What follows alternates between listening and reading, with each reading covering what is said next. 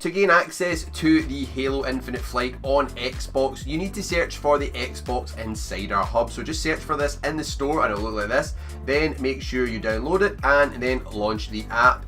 Then it'll ask you to join. Make sure you click on join and then just scroll down through these T's and C's and then click accept.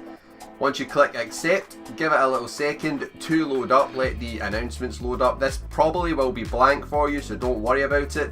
But then you want to go down to previews and you need to have signed up for the Halo Infinite Flight on the Halo Waypoint website. If you've not done that already, check out my card in the top right hand corner of the screen which shows you how to do that.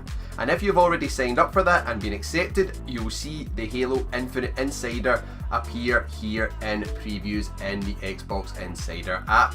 Then once you go in here, you'll see it says join. Make sure you click on join and again just give it another little second to load. The servers are absolutely maxed out right now, so it may be stuck on pending for a while. As you can see here, all you need to do is keep just going in and out of this and let it have a chance to load. It took about an hour for me. I restarted my Xbox, I did absolutely everything, and then eventually it worked.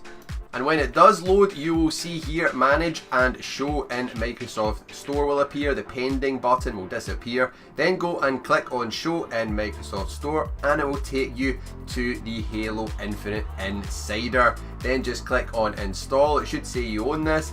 Click on it and there you go, installing, view in queue, and you can then click on that to see the download status. And once it's installed, just click on the game and you will be ready to rock in Halo Infinite on your Xbox.